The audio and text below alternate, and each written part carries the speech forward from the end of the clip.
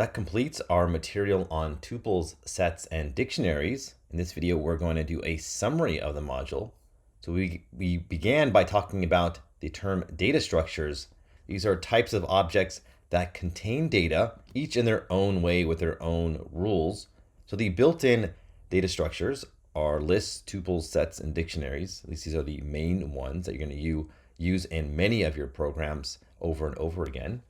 So tuples, they have their own rules. They are very similar to lists, except they are immutable. They cannot be changed.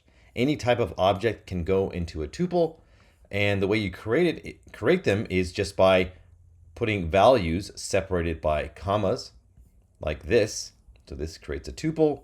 Sometimes there's some ambiguity, and you might need a parentheses, so you can put parentheses around there to be safe that you are indeed constructing a tuple. You can use the tuple constructor to turn another iterable into a tuple. So you can pass in a list, you can pass in a range object, even a string, a set, or even a dictionary, and it'll convert that to a tuple.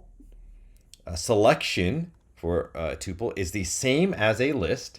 So you can select a single item with the square brackets appended to the tuple name. Here we're just going to assume T is our tuple, and we want to select the first item here.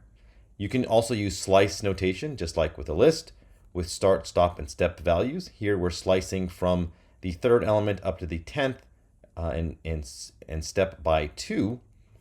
Tuples can work with the in operator. So you can check membership like this. Is 5 in T? This will always return a Boolean. There are only 2 tuple methods, and this is because tuples are immutable, and they are count and index. So this will count the number of occurrences. This will tell you where a particular occurrence is located. All the other methods that lists have are not applicable for tuples because they mutate the object itself. So tuples are immutable. Once you create them, they will never be changed. Moving on to sets, which are the next data structure that we covered. These are unordered, unique, hashable items. So there's no order to sets. I made the analogy to a bag of ping pong balls, which has no particular order. They have to be unique, so you can't have the same item in a set twice. And the items need to be hashable. Basically just means immutable. So integers, floats, booleans, strings, and tuples are your main objects that will go inside of sets. The syntax, so to create a set, you use the curly braces, and then you just comma separate the values. So sets, since they have no order, you cannot select single items. You cannot slice them. There's no way to select the first item or last item. There is no first or last item. You need to use the set constructor to create an empty set, because if you just use the curly braces, that will create an empty dictionary. And you can pass in iterables like a range object or a tuple or a list, and that will also create a set. Sets are very good for membership checking. So they do this very fast.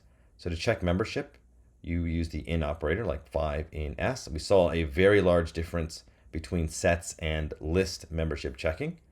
We then learned about set operations. So sets don't work the same as numbers, but they do have operations. So if we use this pipe symbol, this is how you get the union between two sets. So all of the items in A and B. The intersection is where you get only the items that are common to both. So this is ampersand, A ampersand B. The difference, so this is where you have one set and you take away any items that are in the other set. So this matters, the order does matter here. A minus B will be different than B minus A. Then there's the symmetric difference. This is items that are unique to each. So to do this, you use this caret character. All right, so there are a few set methods that we covered.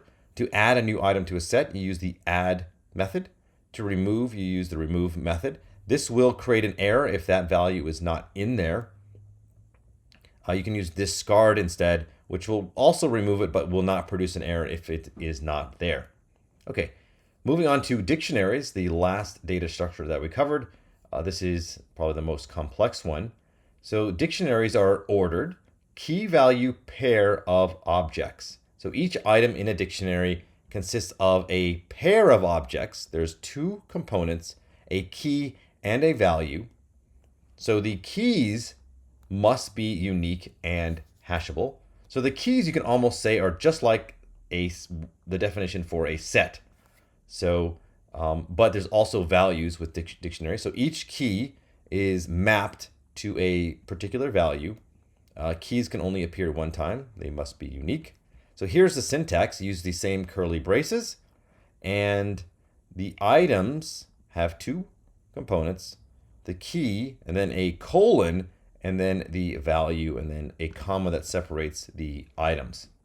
Okay, so that's how you do it. You can also use the dict constructor like this, which is called just like a function. So you have the key name equal to the value like this. This will make the keys strings. The values can be anything with dictionaries. So the keys are limited to hashable objects, but the values can be anything. All right, so how do you select items in a dictionary? Well, you have to use the key, right? So you put it in square brackets that are appended to the dictionary, and that will return the value. If the key is not in the dictionary, you'll get a key error. And with dictionaries, you cannot select by index. So you cannot select the first item or second item. Even though there is a first item, a second item, and a last item, you cannot explicitly select that one with the number. All right, so to mutate dictionaries are immutable objects. You can change them. So you do this, you say you get the key or select the key, use an assignment statement, and then give it the new value. So this will add a new item to the dictionary. It will also overwrite whatever value is for that existing key. All right, so you can change a value of a value. So we saw this when the value was like a list or something. So this will change the first item in the list. So we looked at an example like that. There's also a few methods we covered.